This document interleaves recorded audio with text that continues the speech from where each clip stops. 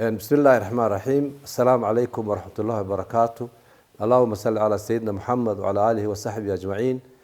maanta bisha afraad iyadoo sagaala waxaa nasoo booqday Cabdicasiis oo ahaan jiray meer ku-xigeenkii hore oo annaga nagu ah nin aad iyo aad u culus, nin aad iyo aad u qiimo badan, nin aad iyo aad aan u soo dhaweynayno. sababta tahayna bilowgii ciidanka dabdamiska nasiib Cabdicasiis oo meer ku-xigeena ayaa nala bilaabay na dhiirigeliyay. Cabdicasiis waa ninka kaliya aan naga hadhin ilaa maanta saa waragtaa nala jooga.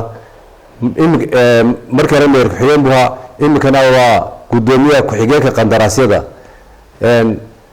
waan sii kala jeedaa iminka socdaalkana nagu yimid waa jacayl loo qabo, waa dhiirigelin uu na dhiirigelinayo, waa gacan qabasho na gacan qabanayo.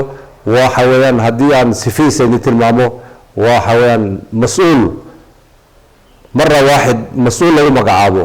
sababta waa nin dhalinyaro waa nin meel walba ka muuqda, waa nin shaqada loo dhiibay laga ganayo.